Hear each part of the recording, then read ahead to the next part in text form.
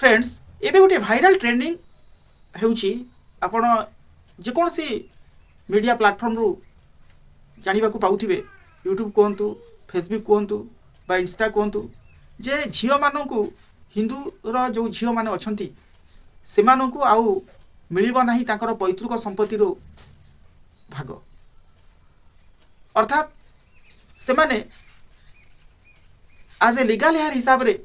निज जन्मित पिता माता लीगल हेयर हिसाब रे आउ काउंट करा जीव नाही तेणु यार यथार्थ केते दूर सत्यासत्य रही से विषय आम ए वीडियो रे आलोचना करिबा एवं कौन रही हॉनरेबल हाईकोर्ट रो डिसीजन ए रिलेटेड को नहीं कि आम निश्चित रूप से ए वीडियो रे आलोचना करिबा प्रकृत रे कौन झियो माने तांकर पैतृक संपत्ति भाग पाइबे कि नहीं से रिलेटेड आम आलोचना करिबा तो अनुरोध करिबा आपण मानकु वीडियो आरंभ रु शेष पर्यंत देखंतु यदि वीडियोटी भल लगी लाइक शेयर कमेंट और सब्सक्राइब करने सहित नुआ करी आसते ऑल दी बेल को हिट करूँ जहाँफल वीडियो अपलोड करूँ करूँ सर्वप्रथम तार नोटिफिकेशन पाई सर्वप्रथम आपण मानक वेलकम करुच्ची आमर चैनल को आशुतोष लॉ ट्यूटर तेणु देरी नक वीडियो आड़ को आगेवा कौन रही रियलिटी से विषय जाना देखो फ्रेंड्स हिंदू सक्सेशन एक्ट 1956 रे झियो मानकर राइट को लेकिन यदि कह हिंदू हाँ झियो मानकर राइट को लेकिन एमती किसी आसर्टन करा जाई नथिला किसी लिमिटेड राइट थिला किंतु आज ए को पार्सनल हिसाब रे गोटा लीगल हेयर हिसाब रे झियो माने राइट पाइले जिते आमेंडमेंट है 2005 हिंदू सक्सेशन एक्ट रो 2005 रे आमेंडमेंट होता से आज इक्वल टू पुओ मानक भली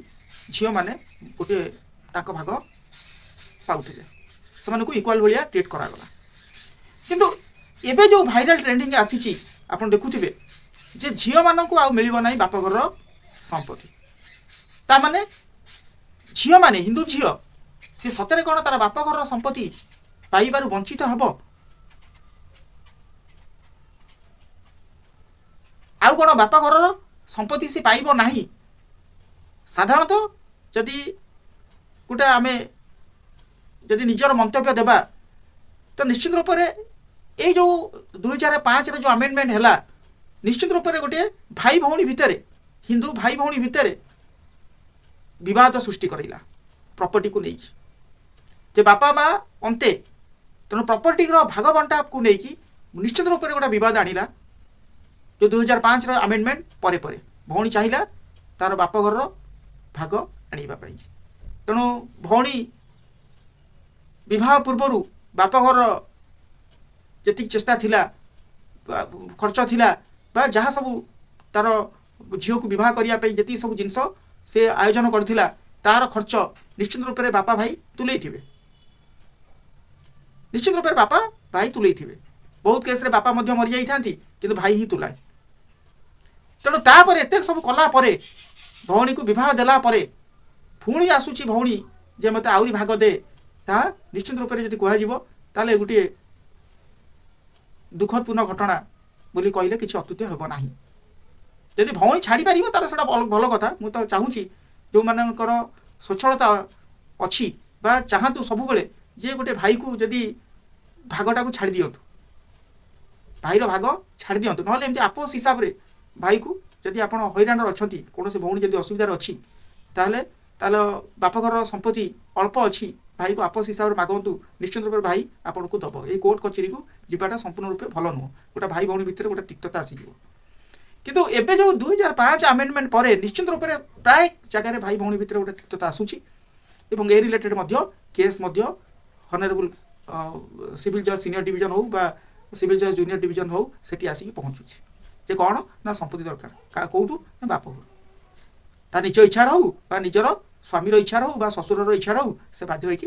कौन करुच्ची तार पिता हिंदू पिता पितार मृत्यु पर से आसूची गोटे केस फाइल करने सुट फॉर पार्टीशन तेणु एठी किंतु गोटे लैंडमार्क जजमेंट आसी आपणकर ये सरभुजा सिविल जज सीनियर डिवीजन कोर्ट रे गोटे मैटरटी आसीथिला एमती ये जो पार्टीशन को लेकिन गोटे मैटरटी आसीथिला जोटी भाई भौणी भितर विवाद थिला जे ताका बापांकर मृत्यु पर संपत्ति रो अधिकार भौणी चाहूची तेणु भौणी कौन कला आज ए प्लेंटिफ हिसाब से यही सरभुजा जिलार सिविल कोर्ट रे से फाइल कला किंतु एठी भल भाव में आपड़ माइंड रे रखिए बोली मु अनुरोध करुच्ची जे आमर हिंदू सक्सेसन एक्ट आसी 1956 किंतु ताका बापा 1950 रे से कौन होती ना मृत्युवरण कर 1950 रे ताका बापा कौन होती मृत्युवरण कर संपत्ति को तांको पिला माने अर्थात भाई आ भौणी भौणी चाहूची भाग नेबापी जिते भाई जाकि आवेदन करने जाइए जे कौन ना जो संपत्ति जो म्यूटेशन करने जो आपणकर ओआरएस संशोधन करने जाइए सेतिकी बेले डिस्प्यूट आराइज होइछि जे भाई चाहिए भौणी चाहिए जे मोर मध्य से संपत्ति रे भाग अछि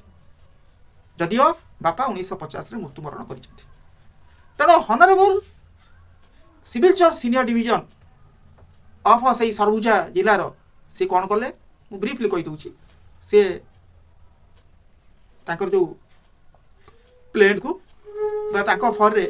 राय शुणिले ना भौणी फर रे राय शुणिले ना कारण 1950 रे बापा को मृत्यु आईन आसी हिंदू सक्सेसन एक्ट आसी 1956 ता माने ता पूर्वरु थिला 1956 पूर्वरु संपूर्ण रूपे थिला जे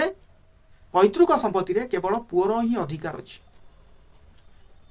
एवं जेतेबेले तांका बापा 1950 रे मृत्युवरण कले अर्थात यही हिंदू सक्सेसन एक्ट 1956 आसी नथिला ता पूर्व मृत्युवरण करिसेंति ता माने से संपत्तिर संपूर्ण अधिकार पुअर जदि पुअ न था ताहले संपत्तिर अधिकार आसता झील कति की डिवल्व होता तो जेहेतु पुअ अच्छी पुअ ही से संपत्तिर भाग पाइब झील नुह यही मामलार शुणाणी पर झील असंतोष प्रकाश करिकी से आसिले हॉनरेबल हाईकोर्ट छत्तीसगढ़ कोर्ट को आसिले छत्तीसगढ़ हाईकोर्ट को आसिले तेणु हॉनरेबल हाईकोर्ट मध्य सेम मंतव्य रखिले जहाँ निम्न अदालत रे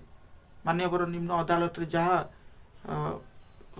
निष्पत्ति दिया सियाकू से कायम रखिले जे जेहेतु पितांकर मृत्यु 1950 एवं एबे जो पार्टीशन फाइल करिया चाहूचंती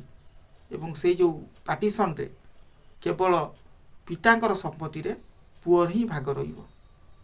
पुअ ही लीगल हेयर हिसाब रे काउंट करा जीवो झियो को नुह कारण यदि पिता यदि 1956 परे मरी थांते ताहले 2005 जो अमेंडमेंट एक्ट आसीथिला हाँ से अमेंडमेंट एक्ट अनुसार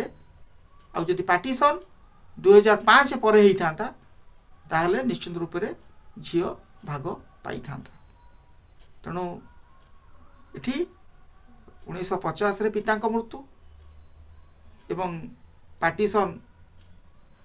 जेबे भी होना कहीं झीर भाग आसब ना फ्रेंड्स वीडियोटी यदि आपन हेल्पफुल होता है उपादेय होता है निश्चित रूप से लाइक शेयर कमेंट करने सहित नुआ कर ऑल दी बेल क्लिक करेंगे जहाँफल वीडियो अपलोड करूँ सर्वप्रथम तार नोटिफिकेशन पाइबे जय जगन्नाथ हाव ए स्वीट डे थैंक्स।